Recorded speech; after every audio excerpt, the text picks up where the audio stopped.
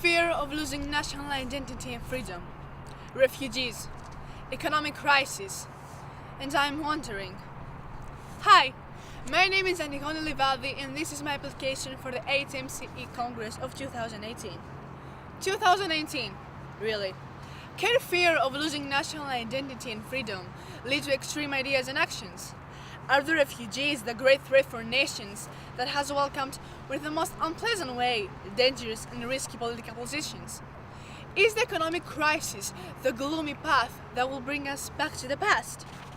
Now, that insecurity shows us her tremendous results, we become the witness of a shocking reality. The last few years there is international tendency for far-right parties to gain popularity and also seats in the national parliaments and in the European Parliament as well. In some EU countries, the far-right parties are now leading the opposition, and a growing number of citizens support and accept their ideas. Initially, this turn to far-right ideas seems difficult to understand, but the reasons are quite understandable and similar to the ones that led to the outbreak of fascism in Europe in the 30s. First of all, let's examine the ideas that the far-right parties support and try to spread. Most of them agree that the countries which compromise the EU will lose their national identity and freedom. That's why they don't welcome policies like providing shelter to refugees and incorporate them in the EU countries. Another reason they provide for not accepting refugees is the high unemployment rates in most European countries, which, in their opinion, will be higher for the locals since the refugees will take many job positions. Apart from xenophobic, they're also homophobic and share conservative ideas. But is this attitude the solution? Of course not. National identity cannot be lost due to foreign influences. It is its individual duty and honor to protect and promote his nation's civilization and history, religion and culture, language and traditions. Or, can unemployment be an excuse? Certainly not. Legislation protects the rights of citizens, and citizens have won these rights with bloody and constant fights throughout human history. The crucial question that arises is, why the citizens of Europe, but the USA as well, support and agree to these ideas?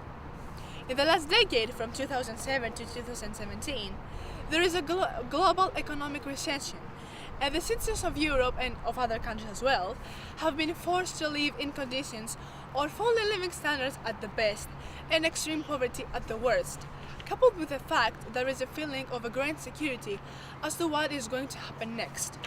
The people who experience situations like these can easily lose their trust to former politicians and existing political systems, and trying to find an scapegoat to blame for their misfortune. In our case, the scapegoat is the immigrants. In the past, they were the Jews. Citizens who suffer from poverty and insecurity cannot think straight and reasonably, and tend to trust leaders who tell them what they want to hear and provide flimsy excuses for the existing situation. This is exactly where the point where my next question arises. Is fear going to be the obstacle in the evolution of human thoughts and actions? Is insecurity the frame where democracy is captured? Do suspicion and distrust appear as a good alibi to return in far-right positions that not only history has proven them their tremendous results, but as ideologies have no respect in human life and personality? No. Citizens have the power to protest against methods and tactics disrespectful to human rights. Citizens have a democratic vote to choose politicians who are capable to represent them. Citizens have the power to act as a total, to legislate, to choose each one separately and all together as unique members of the same society.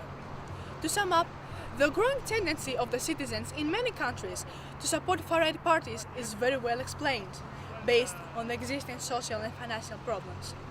So, it is time for the leaders of European and other countries to take suitable measures and stop austerity policies to prevent the collapse of democracy and the consequences that a new right of fascism might have.